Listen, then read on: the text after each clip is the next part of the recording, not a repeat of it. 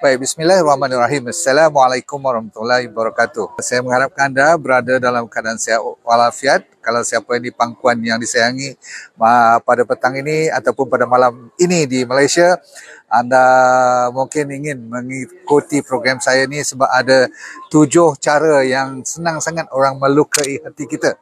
Saya ulang, 7. Ada lebih daripada 7, tetapi yang biasa-biasa kita dengar daripada mula sampai akhir ataupun mereka yang dah kahwin pun masih lagi ada masalah-masalah yang bertopikkan kenapakah hati kita ni selalu senang dilukai dan kadang-kadang bukan sekali, berkali-kali. Okey, nombor satu, kita bercinta dengan orang yang tak cinta kita. Saya nak anda ulang dengar cakap ni, iaitu kita bercinta dengan orang yang kita tahu tapi kita kadang-kadang macam menyangkal atau deny ataupun kita merasakan dia berpeluang jatuh cinta dengan kita satu hari nanti, betul tak? Sebab tu orang yang bercinta sampai nak gerak, yang orang kata makan tak kenyang, hujan mandi tak basah, kentut pun tak bau, ambil kau. Sebab apa? Kajian telah dijalankan bagi mereka yang waras, bagi mereka yang sudi mendengar cerita saya, iaitulah antara 1.5 tahun, paling lambat 2 tahun saja, orang bercinta, lepas tu dia akan lari. Dia punya gear dia.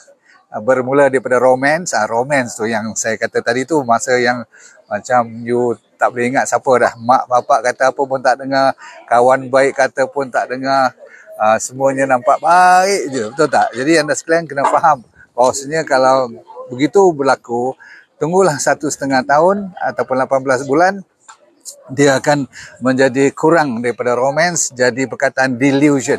Delusion ni apabila mereka dah bercinta, katakan dah dapat bercinta pun, you rasa-rasa you dapat, tapi dia boleh bertukar. Delusi merupakan kata janji A, tapi rupa-rupanya bila dah kenal dia jadi macam B. Kadang-kadang kalau B tak apa juga, kadang-kadang jadi D, E, F lah. Bertukar sangat-sangat.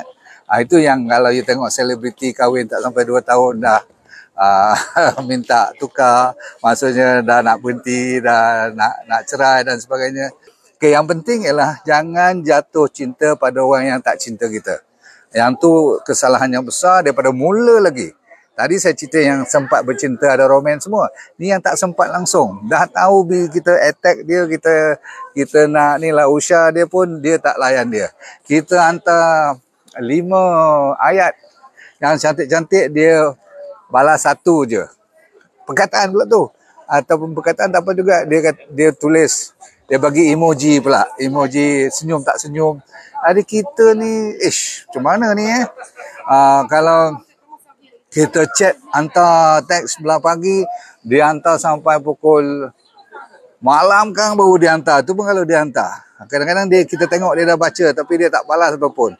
Berarti dia sebenarnya tak nak layan you. Tapi you paksa dia nak cinta dengan dia, nak dia cinta balik dengan you. Jangan harap. Ini satu cara you melukakan hati yang paling pedih, yang paling bisa adalah orang bercinta. Siapa yang pernah tu faham lah kan. So kalau betul-betul you nak tunjuk kata you terror betul-betul, jawapannya ialah untuk melawan ataupun untuk balas dendam dengan sukses yang lebih besar daripada yang you sangkakan ataupun dia sangkakan. Maksudnya dia ingatkan you boleh jadi katakan doktor biasa, sekali you jadi doktor spesialis, ataupun kalau nak lepas gram tu jadi ternama lah. Maksudnya you jadi dermawan, jadi orang yang disebut-sebut, lepas gram macam tu, tak apa. Tapi kalau you buat sedih, you lebih gagal, memang luka hati yang membawa jahanam hidup you. Apa yang you perjuangkan, saya tanya. Okay? Bukankah itu satu benda yang salah kita buat? Kita dah tahu kita salah. Dan bukan salah dia pun, dia tak suka kat you. Kita yang bodoh sebenarnya. Saya ulang, kita yang bodoh. Biarlah you nak marahlah, memang bodoh betul. Dan orang tak suka kau nak tonyo-tonyo pula muka ke depan.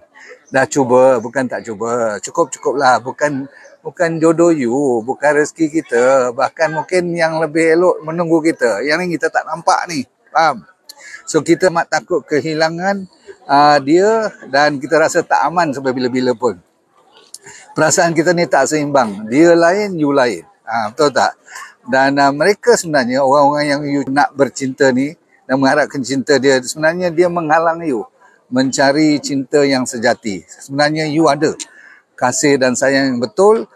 You bela dia elok, you belai dia elok, you akan beri kepada ataupun akan adalah orang yang akan terima dengan lebih abdal, dengan lebih terbaik. Dan cinta bertepuk sebelah tangan tak pernah berbunyi kan.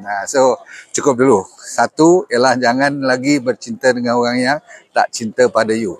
Tak kira perempuan atau lelaki. Nombor dua, tolong jangan terlalu bergantungan dengan social media yang tak relevan. Kadang-kadang you terawang-awang ataupun berangan-angan nak tengok macam dalam TikTok, dalam IG, dalam Facebook, dalam YouTube, you tengok orang punya bahagialah, semua yang cantik-cantik belaka. You nak tahu tak? Zaman sekarang ni macam-macam dia orang boleh buat bagi nampak semuanya cantik di mata pandang social media, tapi sebenarnya banyak yang berlaku di belakang filter-filter tu semua tu, belakang drama-drama tu semua banyak yang dia tak tunjuk. Jadi tolong delete kan mana yang tak relevan. Saya ulang, delete kan mana tak relevan, sebab dia melukai hati you. You akan merasa tak cukup je, you akan merasa tak sempurna je, you akan merasa tak cantik je, you akan rasa macam you tu kecil, rendah dan tak boleh bersaing dengan mereka. Sejak bila kita belajar ni, kita jauhkanlah hal-hal yang merosakkan hati sendiri. Dia sebenarnya melukai hati sendiri. Kita sendiri menzalimi diri sendiri dan kita tak boleh hormati diri kita lagi dah. Sebab apa? Kita asyik duk tengok dan membuat perbandingan dengan orang yang di dalam social media. Jadi kalau kita terus melukai hati kita macam ni dan kita tak beri ruang langsung untuk apa? Beri ruang untuk kita tumbuh, untuk hidup, untuk jadi subur dalam ladang sendiri. Okey? Dan hapuskan kontak-kontak yang tak ada makna dengan kita, dan terutama sekali yang tak kenal dengan kita dan tak pernah pun sayang kita, kita pula nak ngada-ngada. So you akan jadi frust. So jaga hati sendiri dan make sure you jaga akal sendiri. Gunakan yang waras. Nombor 3, hidup atas apa adanya. Ni selalunya orang tak dapat ikut ni. Dia akan melukai hatinya disebabkan apa? Dia tidak boleh what yang dia ada, dia rasa tak cukup. Dia mesti nak, saya kata apa tadi, nak lebih baik daripada yang dia dah ada. Sehingga apa yang dia ada sebenarnya kadang-kadang dah lebih daripada cukup pun dia rasa tak cukup. Sebab apa? Hidupnya sentiasa dalam kepalsuan. Pasal apa? Di luar sana pun banyak kepalsuan. Jadi dia nak ikut. Mungkin masa dia ikut tu banyaklah kawan tu tak? Sebab orang suka kalau you ikut. Tapi sebenarnya you bukan nak ikut sangat. Cuma you nak join the crowd. Jadi hidup tu sebenarnya tak jujur dan banyak bertopeng. Dan bila you bertopeng dan banyak kepalsuan, walaupun banyak ramai kawan, you tak happy. Jadi terluka lagi hati. Okay? Dan selalu you jadi cemas sebab rasa macam tak cukup. Nak kena keep up to the Jonases. Nak keep up. Tahu tak? Nak masuk dalam geng lah kunun. Dan dia seterusnya akan jadi lebih lama, lebih sulit, lebih susah. Dan you tak akan puas. Maka sentiasa merasa hati tu terluka. Sebab apa? Ada benda yang you pakai bandage je, cover. Lama-lama dia berdarah kembali. Okey, nombor 4. Ada lagi 3 lagi. Okey, cepat. Nombor 4 ialah tak kisah apa yang orang komen. Kalau patutnya macam itulah. Tapi you terlalu kisah apa orang komen. Maksudnya ada tak setengah orang kalau dia tak mau luka, dia kata biar mampus lah apa nak jadi pun. Kadang-kadang sampai macam tu, perkataan kasar tapi bukanlah kasar. Dia nak puaskan hati supaya dia tidak terlibat dengan apa-apa orang nak komen dan sebagainya. Sebab bila you terpikat ataupun terpengaruh dengan apa yang orang komen, maka you sentiasa di dalam genggaman mereka. Betul tak? So, patutlah setengah orang menggunakan perkataan berambuslah engkau, aku peduli apa. Itu antara cara-cara yang terbaik yang tidak melibatkan you terperangkap dengan dunia ataupun kencanah orang-orang yang Kadang-kadang mereka sendiri pun bukan betul, cuma nampak depan orang macam dia orang pun happy, rupanya semua tak happy. Pasal apa? Kalau terlalu ekstrim, you tak akan happy, betul tak? Mestinya ada benda yang tak sempurna. Jadi tak akan semua yang 100% akan setuju dengan you. So what? Perkataannya so what? Boleh tak? You daripada hari ni janganlah guna perkataan biar mampus semua tu, tapi saya bagi tahu ni memang ada orang pakai tagline ni supaya dia tak peduli pada siapa pun. Kalau tidak dia sentiasa je diikuri dan diikuti ataupun orang suruh ikut.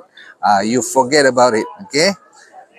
So please jangan kisah sangat pada apa orang nak komen.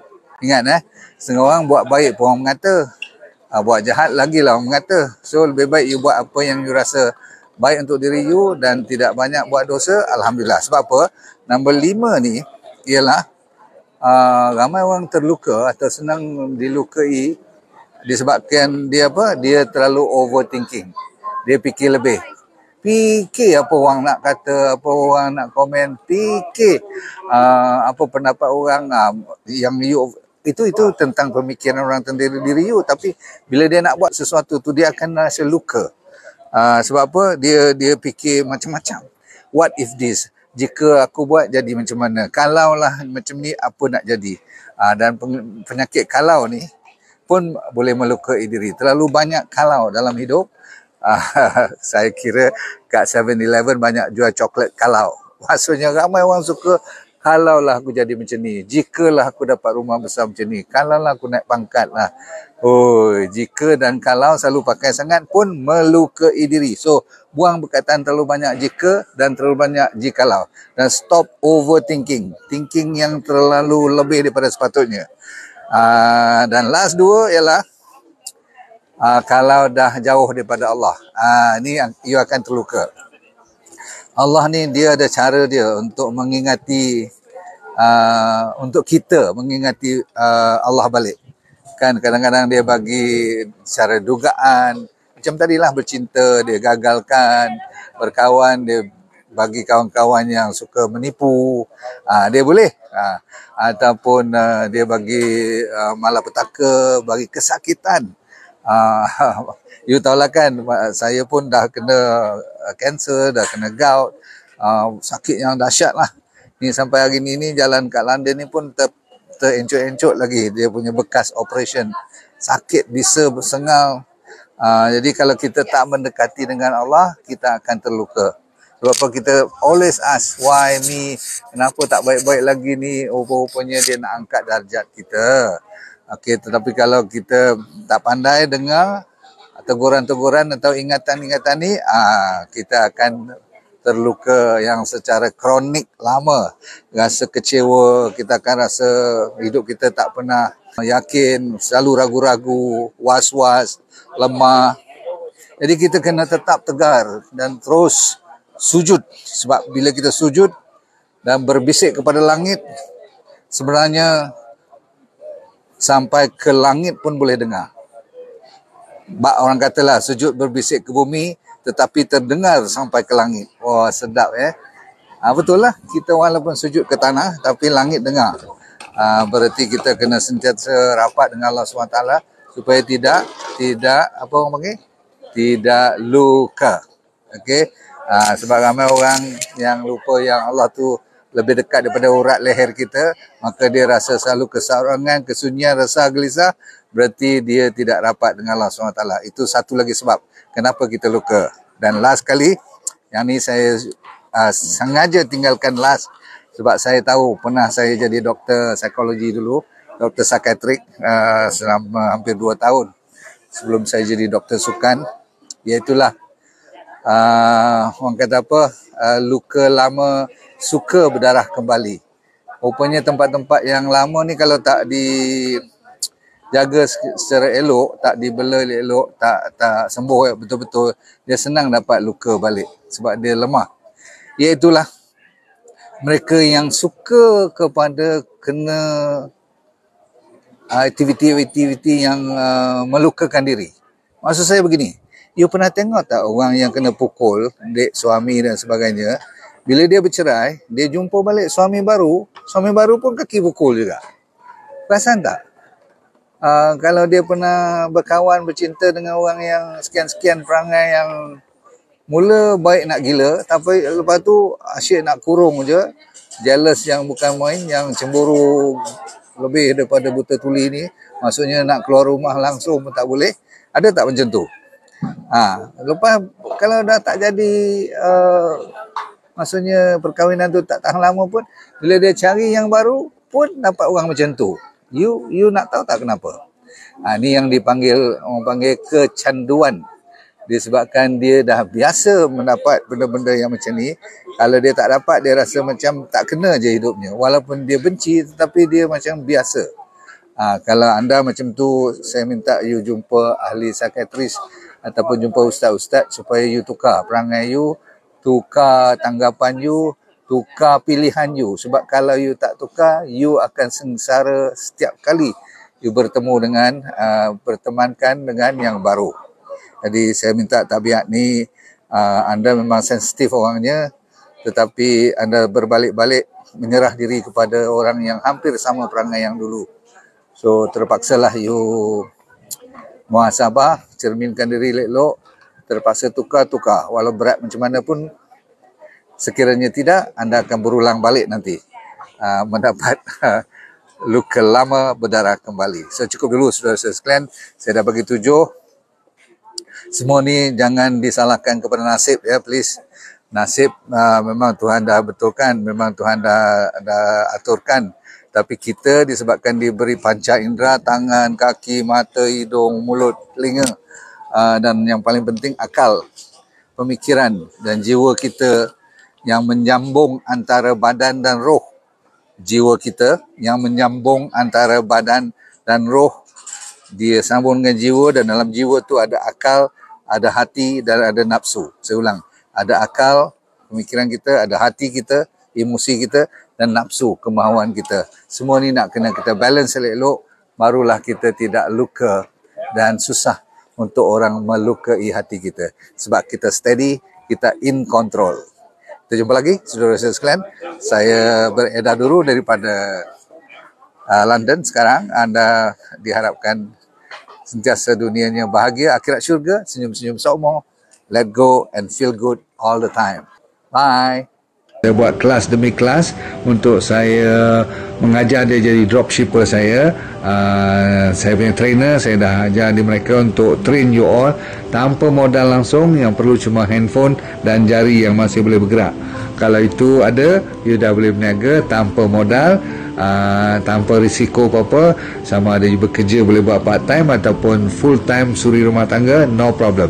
Dengan syarat you kena rajin sedikitlah belajar dan ikut apa yang kita tunjukkan, sebab semuanya dibuat secara percuma.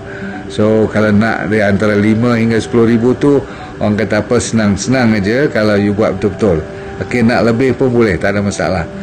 Nanti kita pelan-pelan akan ajar you, dan yang penting you sign up dulu secepat mungkin. Cuma 20 yang pertama saja, okay?